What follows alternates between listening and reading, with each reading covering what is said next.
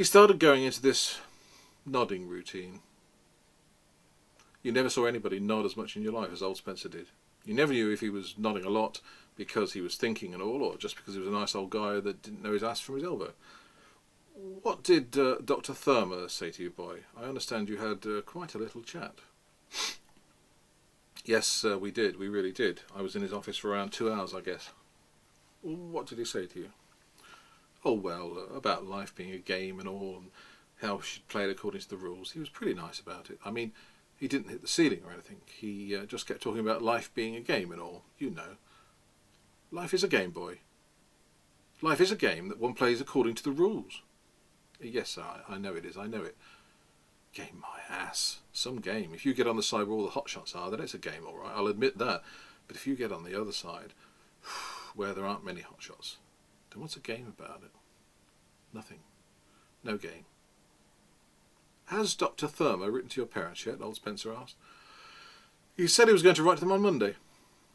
Have you yourself communicated with them? No, sir, I haven't communicated with them because I'll probably see them Wednesday night when I get home. And how do you think they'll take the news? Well, they'll be pretty irritated about it, I said. They really will. This is about the 4th school I've gone to. I shook my head. I shake my head quite a lot.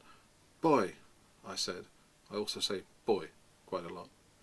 Partly because I have a lousy vocabulary, and partly because I act quite young for my age. Sometimes, oh sorry, for my age sometimes. I was 16 then, and I'm 17 now. And sometimes I act like I'm about 13. It's really ironical, because I'm 6'2½" and I have grey hair. I really do. The one side of my head, the right side, is full of millions of grey hairs. I've had them ever since I was a kid, and yet I still act sometimes like I was only about 12. Everybody says that, especially my father. Well, it's partly true too, but it isn't all true. People always think something's all true, but it isn't all true. I don't give a damn what people think, except that I get bored sometimes when people tell me to act my age. Sometimes I act a lot older than I am. I really do, but people never notice that. People never notice anything.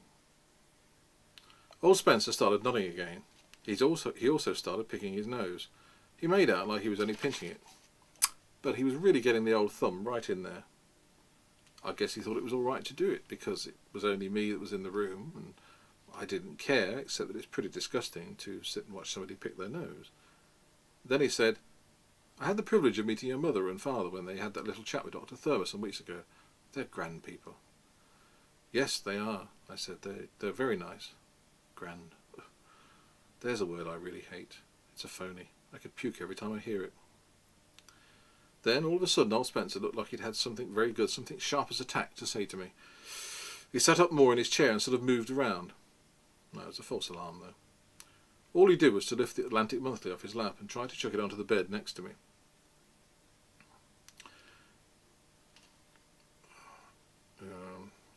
But he missed, anyway. I got up and picked it up and put it down on the bed. All of a sudden, then, I wanted to get the hell out of the room. I could feel a terrific lecture coming on. I don't mind the idea so much, but I didn't like being lectured to and smelling Vic's nose drops and looking at old Spencer in his pyjamas and bathrobe all at the same time. I really didn't like that. It started all right. What's the matter with you, boy? Old Spencer said. He said it pretty tough too, for him. How many subjects did you carry this term? 5, sir. 5. And how many are you failing in? 4. I moved my ass a little bit on the bed. It was the hardest bed I ever sat on. I passed English all right, I said, because I had all that Beowulf and Lord Randolph my son stuff when I was at Wooton School. I mean, I didn't have to do any work in English at all, hardly, except write compositions once in a while. He wasn't even listening. He hardly ever listened to you when you said something. I flunked out in history because...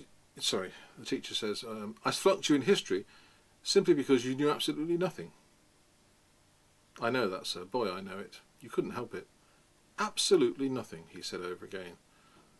That's something that drives me crazy, when people say something twice, that way, after you admit it the first time. Then he said it 3 times. But absolutely nothing. I doubt very much if you opened your term book during the whole year. Did you? Tell the truth, boy.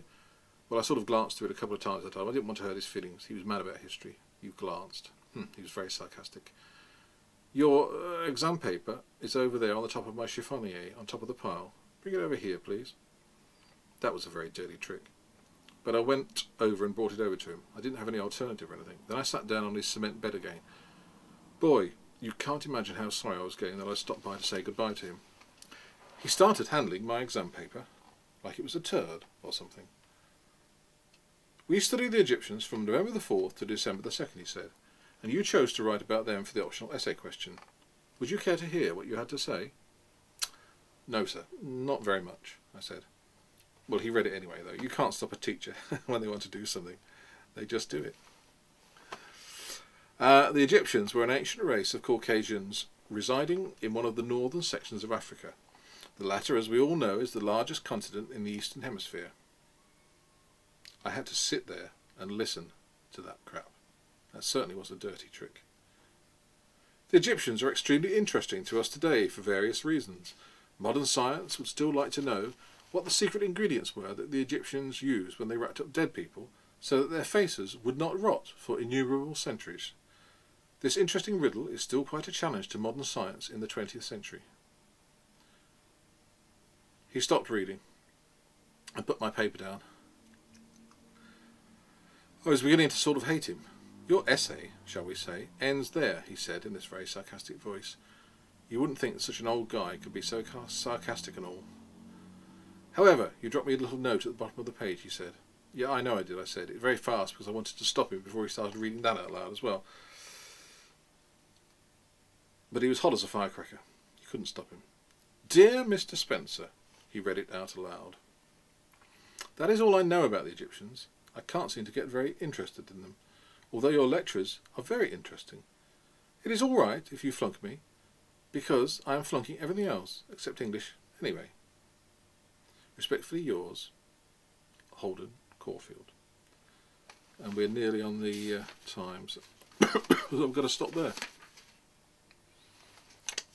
What else have we got? He's talking about his roomie who annoys him.